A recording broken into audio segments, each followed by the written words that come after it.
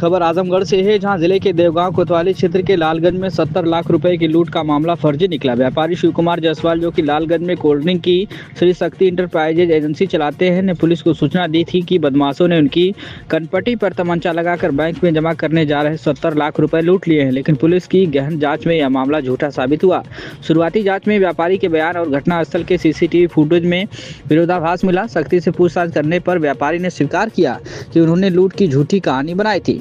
व्यापारी पर 1.05 यानी कि 1 करोड़ 5 लाख रुपए का लोन था। इसके अलावा एजेंसी के एडवांस भुगतान और अन्य कर्ज के दबाव में वह बुरी तरह फंसे हुए थे।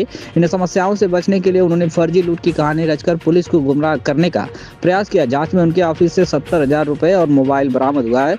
साथ ही उनके बंद किए गए CCTV कैमरे सही पाए गए। वहीं इस मामले में SP आजमगढ़ हेमराज मीणा ने कहा कि व्यापारी शिव कुमार जायसवाल ने आर्थिक तंगी और एजेंसी के कर्ज के दबाव में आकर यह फर्जी मामला दर्ज कराया।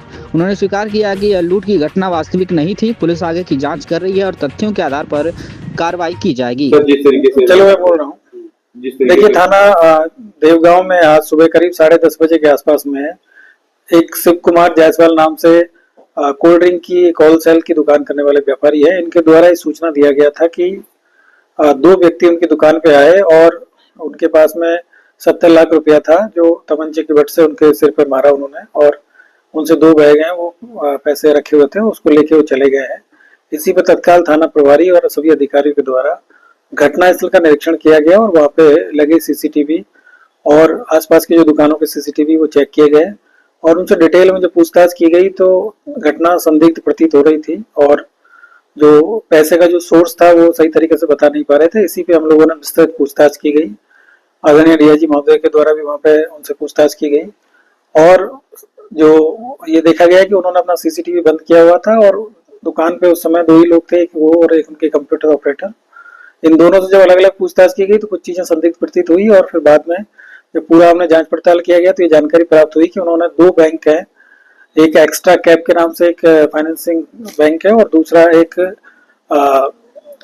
बैंक है। उन दोनों बैंकों से इन्होंने मिंटीफाई के नाम से एक और बैंक है, इन दोनों बैंकों से करीब 1 करोड़ 5 लाख रुपए का लोन इन्होंने 2023 और 24 में लिया था, जो ये रीपे नहीं कर पा रहे थे। और अभी इनको एजेंसी में करीब जनवरी माह में करीब 70 लाख रुपया जमा करना था और 24 तारीख को इन लोगों ने मीटिंग भी किया था सभी जो इनके और जो सब डीलर है उनके साथ में। तो इनको करीब 70 लाख रुपए का इन्होंने उस दिन डिसाइड हुआ था कि इस मंडे को जमा करना है और आज जब इनके पास में पैसे नहीं थे तो इन्होंने फिर इस तरीके से प्लान करके झूठी एक सूचना दी है। वहां पे इस तरह की कोई घटना नहीं हुई थी और इनके पास में पैसे भी नहीं थे। 24 तारीख को इनके पास में 1 लाख रुपया कैश था, बाकी जो भी पैसे इनके पास में कलेक्शन के आए थे वो सब बैंक में जमा है। करीब 12.5 लाख रुपए का कलेक्शन हुआ था। इसके अलावा इनके पास में पैसा नहीं था और आज चूंकि पैसा ना देना पड़े और दूसरा इन्होंने अपने जो दुकान है उसका इंश्योरेंस करा रखा था, तो इस तरह की कोई घटना होती तो उनको इंश्योरेंस इसमें मिल जाना था। इसी को लेकर इन्होंने प्लान करके और 24 तारीख को प्लान किया, पहले अपना CCTV बंद किया और आज इस तरह की जो झूठी सूचना इन्होंने पुलिस को दी, जिसपे हम लोगों ने पूरी पूछताछ की गई और पूछताछ के बाद में ये सब चीजें सामने आई कि इनके पास में पैसा था नहीं और जो पुरानी इनकी देनदारियां हैं वो भी इनके पास में कई लोगों का कर्जा था और बाकी जो बैंक है इनका करीब 1 करोड़ 5 लाख रुपए बकाया है और ये जो एजेंसी के नाम पे जो पैसा इनको देना था वो भी ये कलेक्ट नहीं कर पाए थे अपने डीलर से। तो उसी तरीके से उन्होंने प्लान बना के और आज ये सूचना दिया और फिर उसके बाद में पुलिस को बताया गया और अपने ऊपर थोड़ा इन्होंने खुद ही मार के और चोट भी पहुंचाया गया और फिर उसके बाद में अपने आप को हॉस्पिटल में ले जाके और फिर इन्होंने तो सूचना दिया था। तो ये अभी इनसे सारी चीजें जब इनसे पूछताछ की गई तो इन्होंने इस चीज को स्वीकार किया है कि इन्होंने अपने व्यापार में घाटा जाने की वजह से और तमाम समस्याओं को लेकर इस तरह का प्लान करके एक झूठी सूचना दी थी। इसमें विधिक कार्रवाई की जा रही है और बाकी जो तथ्य है उनके आधार पर इसमें आगे की कार्रवाई की जाएगी। जिस तरह से पुलिस को गुमराह किए रहे, काफी झूठी सूचना 112 तक भी थी, इसमें महिला स्टाफ भी थी, उसका भी रोल था, तो पुलिस के लिए कितना चलता और कैसे पुलिस को कामयाबी मिली इस पे? देखिए, बहुत ही आज के टाइम पे इस तरह की जो घटना है वो बिल्कुल भी एक्सेप्टेबल नहीं है और हम लोग लगातार इस तरह का पुलिसिंग इस तरह से करते हैं कि कोई इस तरह के जो अपराधी है वो ना हो और अपराध ना हो, अपराधी इस तरह के जिले में ना रहे।